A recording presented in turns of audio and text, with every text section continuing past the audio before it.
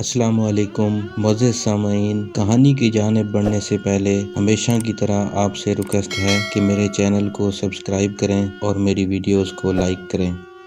آتی جاتی گاڑیوں کا شور، ملتے بچھڑتے مسافروں کی دعائیں اور لاتعداد انسانوں کی بنبناہٹ نے لاری اڈے کی رات کو دن میں بدل دیا تھا۔ انسانوں کے اس بے ہنگم ہجوم میں کاندھے پر بیگ لٹکائے میں بھی ٹکٹ کاؤنٹر سے فارغ ہو کر بس کے اسلام آباد نکلنے کا منتظر تھا۔ جس بس کا ٹکٹ میری جیب میں تھا وہ میرے سامنے کھڑی تھی۔ دیگر سواریاں بھی سامان لیے ارد گرد جمع ہو رہی تھیں۔ بس کی ہوسٹس اور ڈرائیور کمپنی یونیفارم میں آتے دکھائی دیے۔ ہوسٹس کی آنکھوں میں حیا نظر آئی اور چہرے پر خلوص۔ ڈرائیور کے ساتھ مسکرا کر کوئی بات کرتے ہوئے وہ بس کی جانب بڑھ رہی تھی۔ اس کے وجود میں کچھ ایسی کشش تھی کہ جس نے میری نظروں کو اپنے ساتھ باندھ لیا۔ مجھے اس کی مسکان بے حد اچھی لگ رہی تھی۔ گیٹ کھلنے کے بعد عملے نے اسے کچھ سامان دیا جو سفر کے دوران استعمال ہونا تھا۔ سامان رکھ کر وہ گیٹ کے اندر کھڑی ہو گئی اور سوار ہونے والوں کے فردن فردن ٹکٹ چیک کرنے لگی۔ بس کے دروازے والی سائیڈ پر ایک کھسکتی سی قطار بن گئی۔ جلدی میں ایک جوڑا مجھ سے پہلے قطار میں گھس گیا۔ ایک خاتون تھی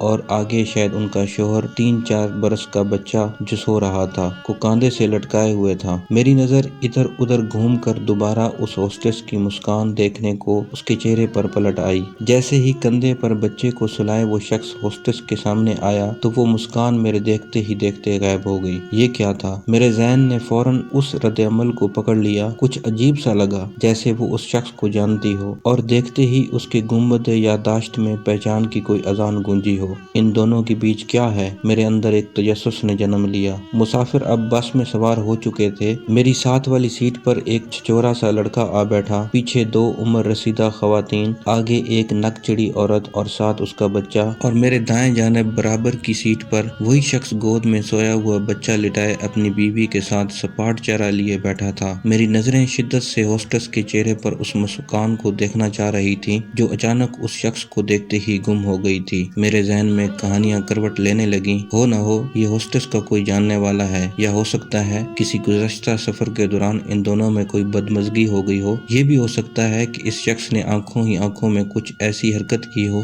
جو ہوسٹس کو بری لگی ہو۔ کچھ تو ہے مگر ہے ضرور۔ اس طرح کے خیالات ایک ایک کر کے میرے ذہن کی سیڑھیوں پر اوپر نیچے دوڑنے لگے۔ میری نظر ایک بار پھر دائیں طرف بچہ گود میں لیے شخص کی طرف گئی۔ عمر یہی کوئی 30-32 کی ہوگی۔ قد کاٹ بھی درست تھا، شکل و صورت بھی مناسب تھی، لباس میں سلجھاؤ تھا۔ میرے اندر بے چینی تھی، حالانکہ ان دونوں کے درمیان کچھ بھی رہا ہو یہ ان کا ذاتی معاملہ تھا، مجھے بھی ان کے معاملات سے کوئی لینا دینا نہیں تھا۔ میری دلچسپی تو صرف اس مسکان کے یوں اچانک غائب ہو جانے کی وجہ جاننے کی حد تک تھی۔ سو میرے اندر جواز بے جواز تجسس کے کئی نیون سائن بڑی تیزی سے جل بجھ رہے تھے۔ اتنے میں پیچھے بیٹھی خواتین کے درمیان ساس بہو کا سوپ سیریل شروع ہو چکا تھا۔ پال پوس کر بڑا کیا، بیاہ کر دیا، اب کبھی اس نے پلٹ کر خبر نہیں لی۔ لوگ بہو گھر میں لاتے ہیں سکھ دیکھنے کے لیے، میں نے تو اپنا بیٹا کھو دیا۔ دوسری بولی، میرے والے کا بھی یہی حال ہے، 2 دن شکل نظر نہیں آتی، کوئی بات کر لو تو ہوں ہاں میں جواب دیتا ہے، غصہ ناک پر دھرا رہتا ہے، کوئی اس کی ملکہ کے بارے میں بات تو کر کے دکھائے۔ میں مسکرا دیا اور اپنی جیب سے موبائل نکال کر وقت دیکھا۔ 12 بجنے میں ابھی 5 منٹ باقی تھے۔ ایکسکیوز می میڈم، ہوسٹس مجھ سے اگلی سیٹ پر بیٹھی خاتون سے مخاطب تھی، آپ بچے کو گود میں کر لیجئے، ساتھ والی سیٹ فری نہیں ہے۔ فری نہیں ہے؟ پیچھے اتنی سیٹیں پڑی ہیں، سواری وہاں بیٹھ سکتی ہے۔ عورت کی آواز بلند ہوئی۔ میڈم آپ پیسنجر سے بات کر لیجئے گا، اگر انہیں اعتراض نہ ہو تو آپ یہ سیٹ استعمال کر سکتی ہیں، ادروائز مجھے پرمیشن دینے کا اختیار نہیں۔ ویری سوری، ہوسٹس نے بہت نرم لہجے میں کہا۔ پرمیشن؟ تم کون ہوتی ہو پرمیشن دینے والی؟ اور بات کرنے کی تمیز بھی نہیں؟ پیسنجر سے ایسے بات کی جاتی ہے؟ اس خاتون نے بات سمجھے بغیر آسمان سر پر اٹھا لیا اور ہوسٹس پر چڑھائی کر دی۔ وہ مسلسل غیر مہذب لہجے میں بولے جا رہی تھی اور ہوسٹس خاموش کھڑی اس کی باتیں سن رہی تھی۔ کچھ دیر بعد نظر انداز کیے جانے پر خاتون خاموش ہو گئی۔ اسی چپکلش کے دوران میں ہوسٹس نے 2-3 بار دائیں جانے والے شخص کی طرف کن اکھیوں سے دیکھا جو آنکھیں بند کیے اپنی سیٹ پر نیم دراز تھا۔ دلوں میں کیا چل رہا تھا کچھ نہیں معلوم۔ دلوں کی دنیا سے بے نیاز 110 کی رفتار سے بس اپنے सफर की मंजिल तय कर रही थी। होस्टेस ने अपनी बेइज्जती के दौरान उस शख्स को क्यों देखा और फिर ऐसे क्यों देखा? कोई तो बात है। मेरे ख्यालात की ट्रेन ने एक विसल बजाया। हो सकता है ये उसका कोई जानने वाला हो। नहीं, जानने वाला होता तो सलाम दुआ हो जाती, या फिर कोई गली मोहल्ले से होगा। औरत का गैरों को सर्व करना, जी हजूरियां करना, एक शहर से दूसरे शहर जाना, वो भी अजनबी लोगों के दरमियान रात दिन का ख्याल किए बगैर मायूब समझा जाता है। जैसा कि समाज भूख अफलास को नहीं समझता, इसको तो इससे भी गर्ज नहीं कि एक तवाइफ है तो क्यों है, बस वो है और दुनिया की एक गलाजत है। इसी तरह होस्टेस को भी बगैर सोचे समझे अलग ही निगाह से देखा जाता है। इज्जतदारों को अपनी बेटियां इस तरह बेचते एहसास निदामत आ घेरता है, और जो किसी मजबूरी के तहत इजाजत दे देते हैं वो अपनी ही नजर में खुद को शर्मिंदा महसूस करते हैं। शायद कुछ ऐसा ही मामला रहा होगा। दिल दरिया समुद्रों डूंगा, कौन दिलांदियां जाने। मैं अभी ये सोच ही रहा था कि पीछे बैठी खवातीन में से एक अपने साथ वाली से दोबारा बातें करने लगी। न जाने क्या हो गया है, कभी पलट कर नहीं देखा। वो तो अपने बाप के हार्ट अटैक का सुनकर नहीं आया। एक फोन ही कर लेता तो दिल को थोड़ी तसल्ली मिल जाती।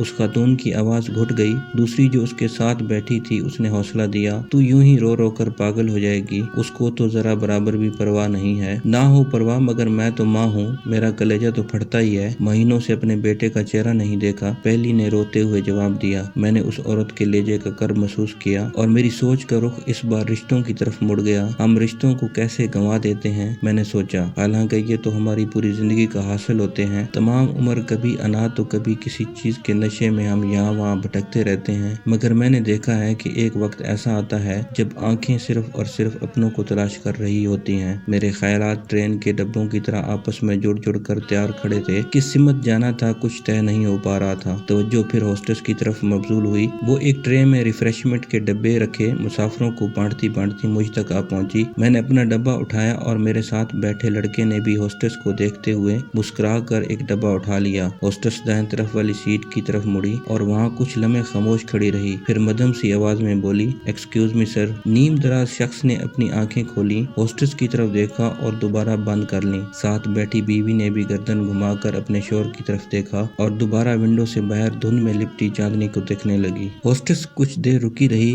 जब उन दोनों ने डब्बे न उठाए तो आगे बढ़ गई। फिर मेरी वही आवारा सोच, इस तरह नजरअंदाज करने का क्या मकसद है? ये ट्रेन का दूसरा विसल था। कुछ देर फजूलियात सोचने के बाद मैं आंखें बंद किए सोने की कोशिश में था कि होस्टेस की आवाज मेरी समाज से टकराई। जी सर। वो मुझसे कुछ फासले पर मेरे साथ बैठे उस छिछोरे लड़के के सवाल की मुंतजिर थी। आपके पास नए सॉन्ग नहीं है? सर यही है, ये तो बहुत पुराने हैं, घिसे पिटे से। सर कुछ और चाहिए आपको? हाँ चाहिए तो है, मगर आपके पास है ही नहीं। उस लड़के की आंखों में शरारत थी। वो दोबारा बोला, अगर मैं अपनी यूएसबी दे दूं तो आप वो गाने चला सकती हैं? सॉरी सर, ऐसा नहीं होता। होस्टेस ने नरम संजीदगी से मुख्तसर सा जवाब दिया। मुझे इस छिछोरे की बात इंतहाई बेतुकी लगी। भाई मन पसंद गाने सुनने हैं तो अपने सिस्टम में साथ रखो। होस्टेस की जगह मैं होता तो यही कहता, मगर वो तो नौकरी कर रही थी, वो कैसे कह सकती थी? कैसे नहीं होता? इस छिछोरे ने ये जुमला बड़े भोंडे अंदाज में कहा। होस्टेस ने वापस मुड़ते मुड़ते दाएं सीट वाले शख्स को देखा। मेरी भी नजर उसकी तरफ गई तो वो उस छिछोरे लड़के को घूर रहा था। बस इस बार मेरे ख्यालात की ट्रेन ने तीसरा और आखिरी विसल बजाया और ट्रेन को सिमत मिल गई। यकीनन उनमें मोहब्बत रही होगी। उस शख्स की नजर में जो तलखी थी वो चीख चीख कर पुकार रही थी कि कमीने ये बकवास बंद करो, खबरदार अगर एक लफ्ज भी फजूल बोला तो। ऐसी वहशत तो सिर्फ आशिक की आंखों में देखने को मिलती है। हुआ कुछ यूं होगा कि महल्ले या कॉलेज में ये इकट्ठे होंगे और दोनों के दरमियान आशिकी चली होगी। लड़की की कोई मजबूरियां होंगी, शादी ना करने की कोई वजह रही होगी और फिर शिकस्ता दिल लड़के ने इंतकामन किसी और से शादी कर ली। मगर इसके अंदर अब भी एक खलश मौजूद है। वो अब भी नाराज है,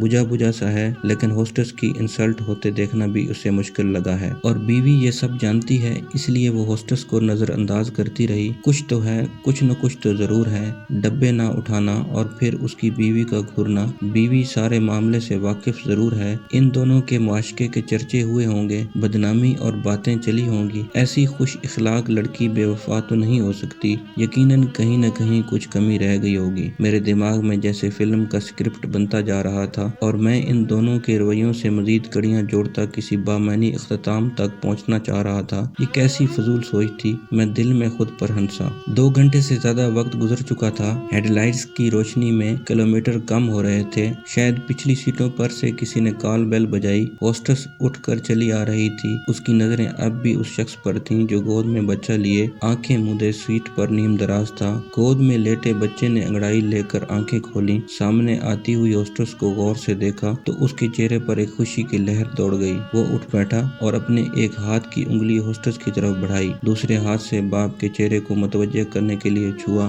بچے کی پرجوش آواز خاموش بس میں سنائی دی، پاپا، نینی، پھپھو۔ میں لرز کر رہ گیا۔ خیالات کی ٹرین اچانک الٹ گئی، ڈبے لڑکتے نیچے کئی کھائیوں میں جا گرے۔ میں نے ہوسٹس کی طرف دیکھا، اس کے چہرے پر وہی خوبصورت مسکان لوٹ آئی تھی جس کو میری نظریں ڈھونڈ رہی تھیں، مگر اگلے لمحے غائب بھی ہو گئی جب اس بچے کی ماں نے بچے کے ہاتھ کو جھٹکتے ہوئے کہا، چپ بدتمیز۔ ماں کی آنکھوں میں غضب دیکھ کر بچہ سہم گیا۔ ہوسٹس کے قدم کچھ پل کے لیے وہیں رک گئے۔ انجان سناٹے میں جذبوں کی چیخ سنائی دی، فاختاؤں کے پر ٹوٹ کر گر پڑے، فاصلے اور بڑھ گئے۔